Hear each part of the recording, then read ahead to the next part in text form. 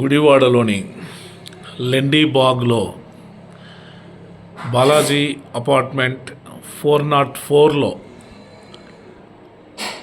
కొలువై ఉన్నటువంటి శ్రీపాద శ్రీవల్లభ స్వామి పీఠికాపురంలో స్వామివారు ఎలా ఉన్నారో సాక్షాత్తు స్వామివారు అలాగే ఉన్నారు. ఇక్కడ ఆ చిత్రపటాన్ని చూస్తూ ఉంటే ఎంత ముచ్చటేస్తుందో,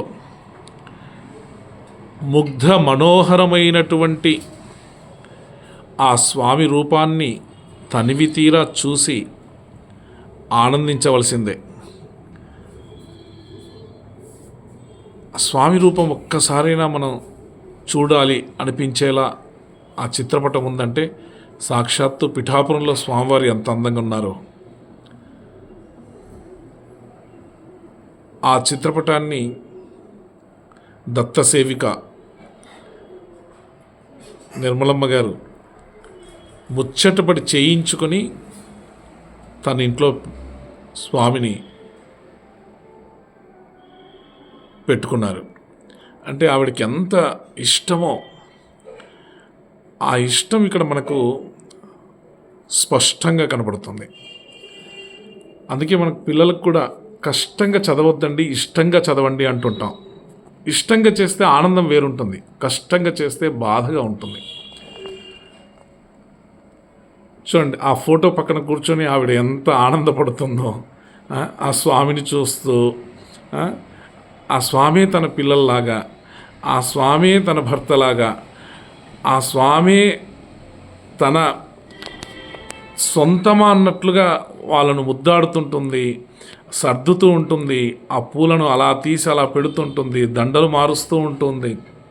అంటే ఇలా మనము గతంలో ఒక మీరాబాయిని చూసాం, ఒక తరిగొండ వెంగమాంబను చూసాం, అలా కవయిత్రి మొల్లను చూసాం.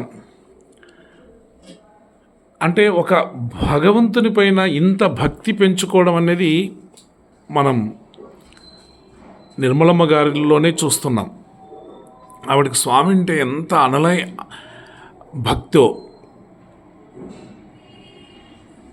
స్వామిని తనివిది తీరా చూసుకుంటూ అక్కడే కూర్చుంటుంది, ఆ స్వామిని ముద్దాడుతూ ఉంటుంది, ఒక్కొక్కసారి అన్నం తినిపించినట్లుగా చేస్తూ ఉంటుంది. అంటే తన సొంత పిల్లల్లాగా.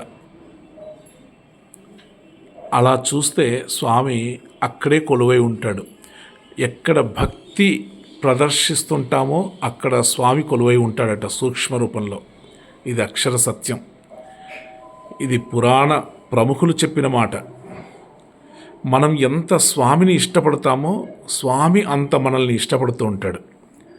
అందుకే బాబా చెప్తాడు, if you look to me I look to you. నీవు నన్ను చూస్తే నేను నిన్ను చూస్తాను. అంతే కదా. మన పిల్లవాడు కూడా మనతో మాట్లాడుతుంటే మనం పిల్లలతో మాట్లాడతాం, మన పిల్లవాడు మనల్ని చూస్తుంటే మనం పిల్లల్ని చూస్తాం. భగవంతుడు కూడా అంతే. ప్రేమతో ఎవరైతే, భక్తితో ఎవరైతే స్వామితో పలకరిస్తుంటారో, స్వామితో మాట్లాడుకుంటుంటారో స్వామి కూడా వాళ్ళతో మాట్లాడుతుంటాడు.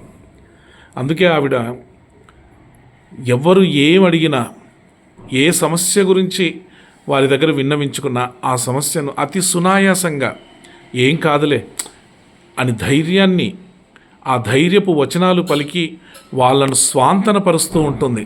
అది చాలా గొప్ప విషయం. అది ఏ కొద్ది మందికో పూర్వజన్మ సుకృతం లేకపోతే ఇలాంటివి మనం అందుకోలేం, పొందలేం కూడా. అందుకే ఇంటి నిండా ఎక్కడ చూసినా స్వామి యొక్క చిత్రపటాలే. ఎక్కడ చూసినా శ్రీపాద శ్రీవల్లభుడు కనిపిస్తుంటాడు, నృసింహ సరస్వతి కనిపిస్తుంటాడు, దత్తాత్రేయ స్వామి కనిపిస్తూ ఉంటాడు, బాబా కనిపిస్తూ ఉంటాడు. అన్ని ఫొటోస్. చాలామంది అనుకుంటుంటాం ఇన్నిన్ని పటాలు పెట్టుకోకూడదు, ఇన్నిన్ని ఫోటోలు పెట్టుకోకూడదు అని. అదేమీ లేదు. మనసు మంచిగా ఉంటే, మనసు చల్లగా ఉంటే చందమామలాగా వెన్నెల కురుస్తూ ఉంటుంది అక్కడంతా.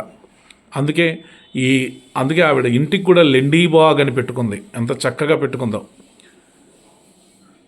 కాబట్టి భగవంతుణ్ణి మనం ఎంత అమితంగా ఇష్టపడతామో భగవంతుడు కూడా మనల్ని అంతగా ఇష్టపడతాడటమాట. భగవంతుని మనం ఇంతగా ప్రేమిస్తామో భగవంతుడు కూడా అంతగా మనల్ని ప్రేమిస్తూ ఉంటాడనమాట. అంటే ఉదాహరణ ఇదే. ఇంకా ఆవిడ ఎంతగా భగవంతుని ఇష్టపడుతుందో మనకు తెలుస్తూ ఉంది.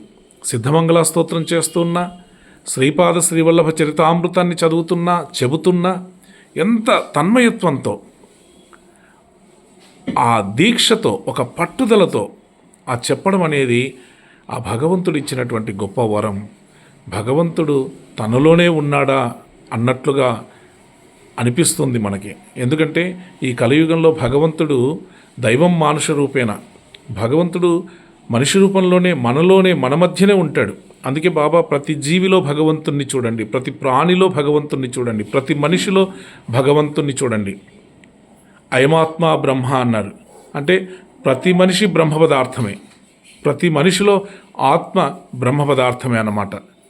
కాబట్టి భగవంతుడు ఇక్కడే ఈవిడలోనే కొలువై ఉన్నాడా అన్నట్లుగా ఉంటుంది. అందుకే అంత ప్రేమతత్వాన్ని, అంత లాలిత్యాన్ని, అంత అమృతత్వాన్ని అందరి మీద కురిపిస్తూ ఉంటుంది, అందరినీ పలకరిస్తూ ఉంటుంది. కాబట్టి ఆవిడ గొప్ప దత్తసేవిక అన్న బిరుదుకు సార్థకురాలన్నమాట. ఈ దత్తసేవిక నిరంతరము దత్తసేవలో తనివి తీరా తన జీవితాన్ని కొనసాగించాలని, తన జీవిత చరమాంకమంతా కూడా ఆ భగవత్ సేవలోనే మునిగి ముద్దాడాలని, తేలియాడాలని, ఆ స్వామి యొక్క ఆశీస్సులు, దివ్యమైనటువంటి భవ్యమైనటువంటి మంగళాశీస్సులు ఎప్పుడు కూడా నిర్మలమ్మ మీద ఉండాలని మనస్ఫూర్తిగా మనమందరము కోరుకుందాం. జై గురుదత్త, జై గురుదత్త.